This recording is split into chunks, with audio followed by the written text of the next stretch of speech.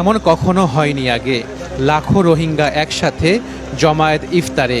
উখিয়ার বিভিন্ন ক্যাম্প থেকে এসেছেন বাংলাদেশে আশ্রয় নেয়া মানুষেরা।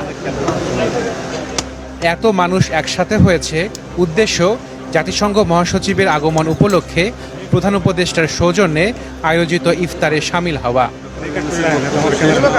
ইফতারে অংশ নেয়া রোহিঙ্গারা দাবি জানান নিজ ভিটে মাটিতে ফিরতে চান তারা। অন্য দেশে বাস্তুচ্যুত হয়ে থাকতে চান না আর। ইফতারের ঠিক আগে জমায়েতে পৌঁছান জাতিসংঘ মহাসচিব। তাকে স্বাগত জানান ডক্টর মোহাম্মদ ইউনূস।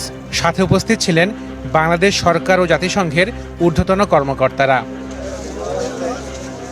পরে কথা বলেন জাতিসংঘ মহাসচিব এবং প্রধান উপদেষ্টা। গুতেরেস বলেন, রোহিঙ্গাদের কথা ভোলেননি তিনি।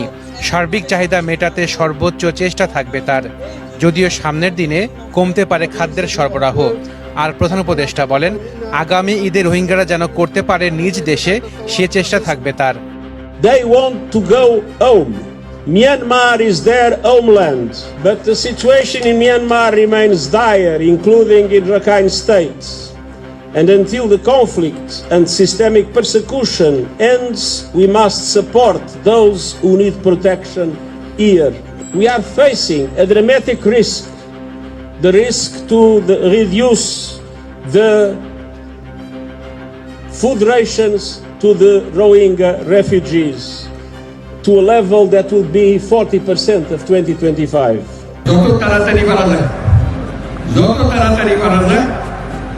দুনিয়ার মানুষের বোঝাগোনা উদ্যোগই অন্যরা নিজের থেকে এরকম তারা দুনিয়ার মানুষের সেবা আনা করতো আনা ক্ষমতা আছে তারা পাইছে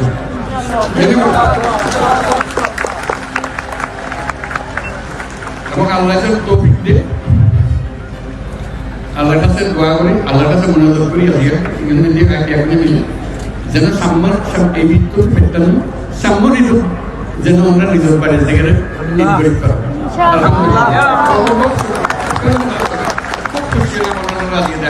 আমিও চেষ্টা করবো আল্লাহ টাকি তাকে ওটাকে মনে করে দিবে যাতে খাবার তাড়াতাড়ি হয়।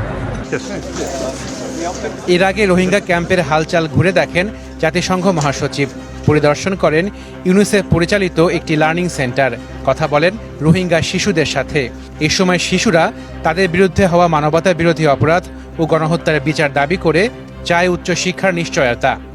ইউনিভার্সিটি মাঝে হায়ার এডুকেশন স্টাডি করলে আরা পারিম নাহলে আর ড্রিম মানে আর যেন নাকি রোহিঙ্গার বিচার আছে বিচার চায় ফার্স্ট প্রায়োরিটি মাঝে আর রোহিঙ্গার মামলা আল্লাহ তারা হাম করে দেয় ফার্স্ট প্রায়োরিটি দিয়ে।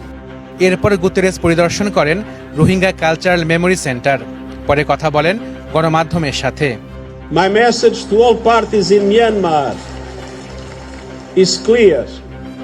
Exercise maximum restraint, prioritize the protection of civilians in accordance with international humanitarian law, and prevent further incitement of communal tension and violence.